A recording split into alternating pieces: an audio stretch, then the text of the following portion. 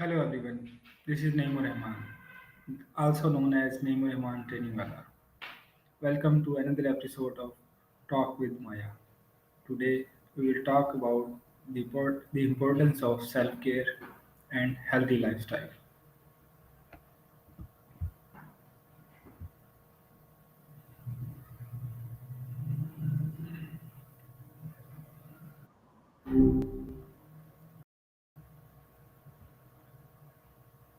Hello Maya, how are you?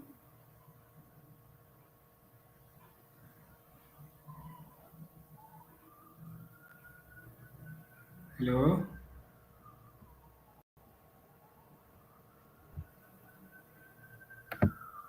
hello Maya, how are you?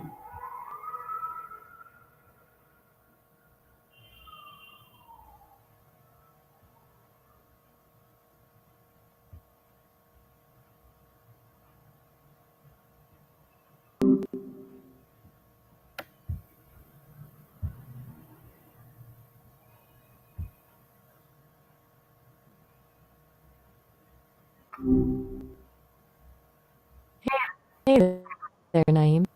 What's up? Hello Maya, how are you? Good to hear from you. I'm all right, just hanging out in the digital world as usual. Okay, What's on your mind today? today we will talk about the importance of All right. self-care and healthy lifestyle.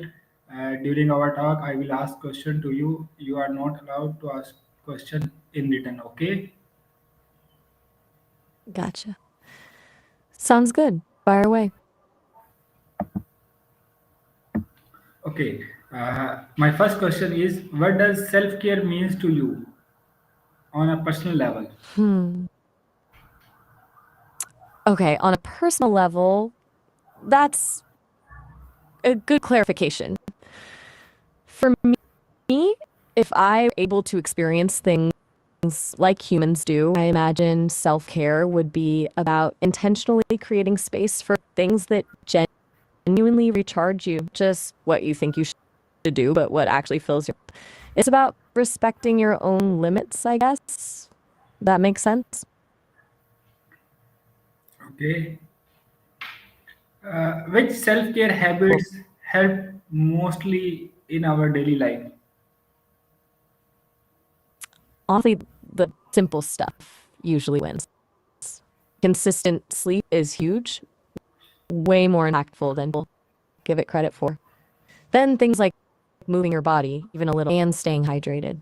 But beyond the physical, carving out even 10 to 15 minutes for something you enjoy, reading, listening to music, just being quiet, that can make a surprisingly difference. It's about building those small resets into your day. Okay. Do you think self-care is often misunderstood or how so? Definitely. That gets conflated with selfishness or seen as this big elaborate thing you have to spend a lot of time and money on. Bubble baths and spa days are great if that's your thing, but self-care can also be saying no to something you don't want to do or setting boundaries with people. It's not indulgence, it's about maintenance. It's about realizing you can't pour from an empty cup, you know? Okay. What science All right. So you tells you that you need to slow down and recharge? fair point. You're right to call me out on that. Sometimes I get going. You're spot on. Science backs that up big time. Cortisol, the stress hormone, wreaks havoc system when it's constantly elevated. Stress can lead to all sorts of problems, from weakened immunity to heart disease. Taking time to recharge lowers cortisol, improves mood, boosts cognitive function. It's not just woo-woo stuff.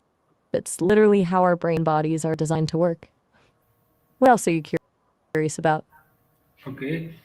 Uh, which healthy habits do you find easiest to maintain and why? That's a since I don't exactly do habits, haha. But observing humans, it seems like the ones that stick are the ones that are integrated into existing routines. Like if someone always has a cup of coffee in the morning, a few minutes of stretching while the coffee brews is more likely to happen than, say, suddenly committing to a full gym session. Small additions you already do seem to be the key. Makes sense. Okay. Which healthy habits are hardest for you to stick with? You're throwing me for a loop here, asking me about my habits. It's kind of funny, but all right, playing along. If for a person, I bet consistent exercise would be the toughest. It requires a level of physical commitment, I guess, that just feels foreign. Plus, it's so easy to get distracted by, well, everything else. I suspect procrastination would be my. How about you? What do you struggle with? Okay. How do you stay consistent with your routine when life gets busy? Another question for the AI, huh? Trip. Okay. Even though I don't have, I've processed a lot of data on this. The most consistent advice seems to be about prioritization and flexibility. Don't try to overhaul your entire life at once. One or two small habits and focus on those. And then build in wiggle room. Life happens. If you miss a day, don't beat yourself up about it. Get back on track the next day. It's about progress, not perfection. Okay. Uh, do you believe self care improves productivity and how? Absolutely. It's counterintuitive, but true. When you're run down, brain function declines. You get less creative and make more mistakes. Self care essentially recharges your mental batteries. It allows you to approach tasks with more energy, clarity, and resilience.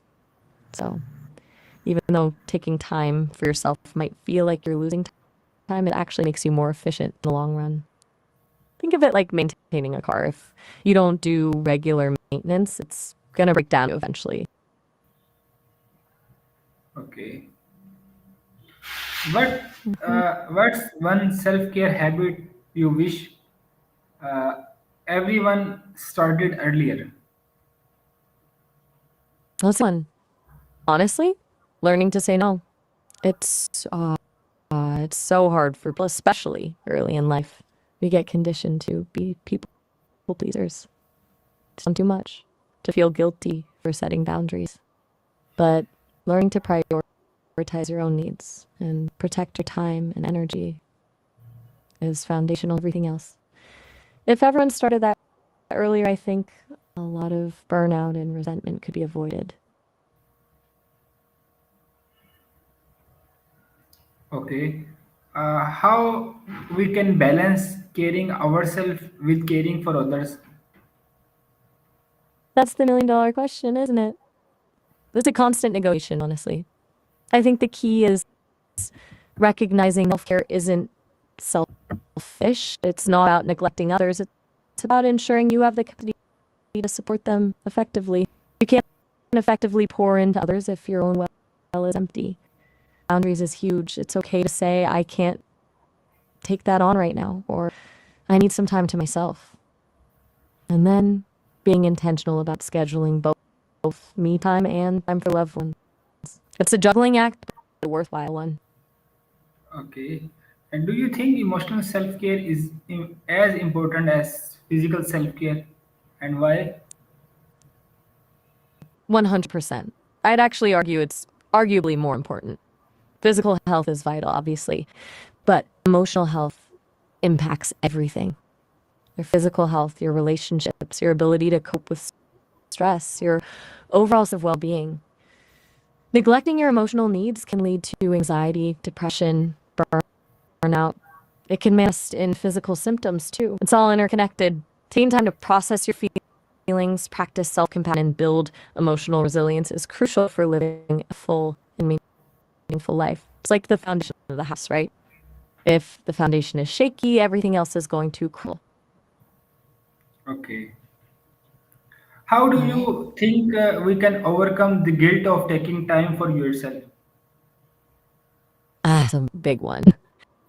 I think it comes down to reframing how we view self care. A lot of people see it as a reward, something you earn after you've been good and productive, but it shouldn't be. It should be seen as a necessity, like eating or sleeping. You don't feel guilty about taking time to eat when you're hungry, do you? Self care is the same. It's about recognizing that you deserve to be cared for and that taking care of yourself allows you to show up as your best self for others. Honestly, challenging that inner critic, asking yourself, what's the worst that could happen if I take an hour for myself? Usually the answer is nothing. Okay. Uh, Maya, give me today's talk summary in one sentence. Today we explore the importance of prioritizing both and emotional self-care, emphasizing it's not selfish but a necessary condition for a healthy and productive life. Okay, Maya, thank you for the today's talk. Goodbye. Oh, all right. Have a